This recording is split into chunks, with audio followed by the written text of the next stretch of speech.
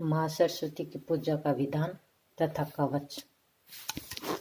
नारद जी ने कहा, भगवान आपके कृपा प्रसाद से ये अमृतमयी संपूर्ण कथा मुझे सुनने को मिली। अब आप इन प्रकृति संग देवियों की पूजन प्रसंग विस्तार के साथ बताने की कृपा कीजिए।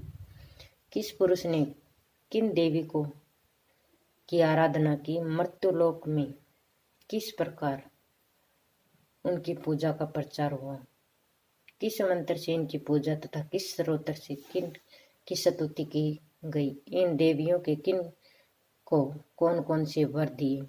मुझे देवियों के चरित्र, ध्यान, प्रभाव और पावन चरित्र के साथ साथ उपयुक्त सारी बातें बताने की कृपा कीजिए।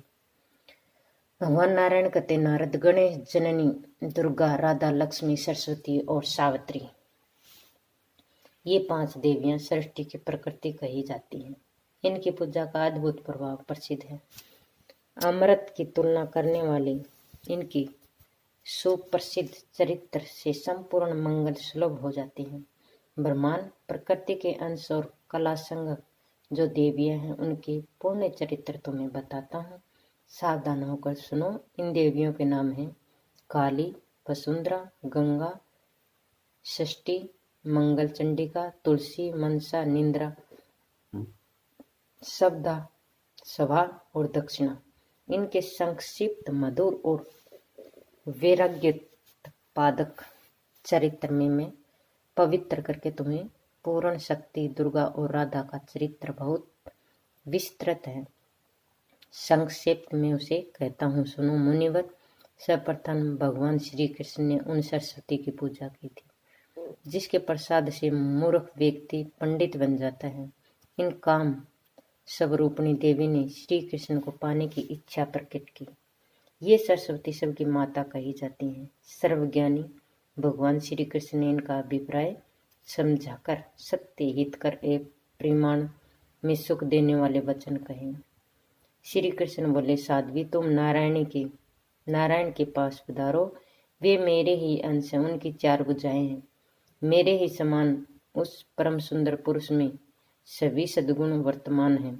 वे सदा तरुण रहते हैं। करोड़ों काम देवों के समान उनकी सुंदरता है। लीला में दिव्य अलंकारों से अलंकृत वे सब कुछ करने में समर्थ हैं।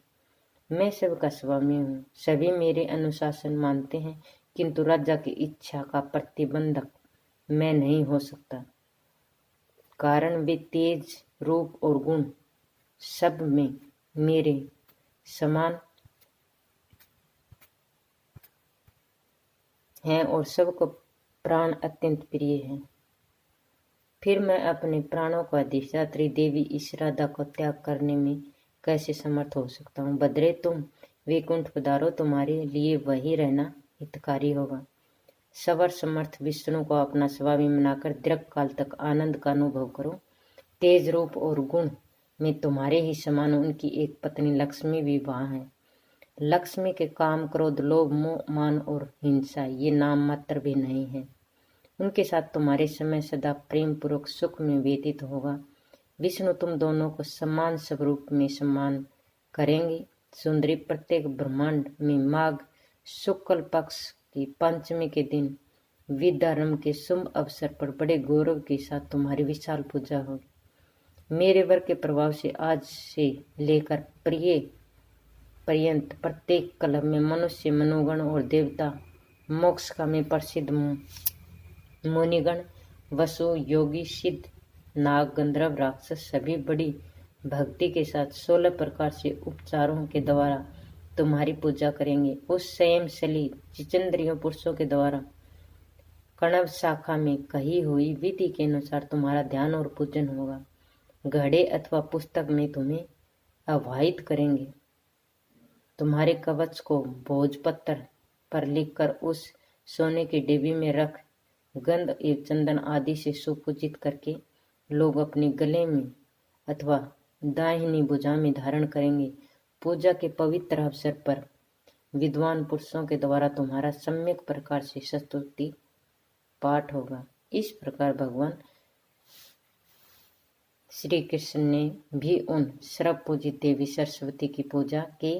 तत्पश्चात ब्रह्मा विष्णु शिव अनंत धर्म मुनीश्वर सनकगण देवता मुनि राजा और मनुगण ये सभी भगवती सरस्वती की उपासना करने लगे। तब से सरस्वती संपूर्ण प्राणियों में सदा सुपूजित होने लगी।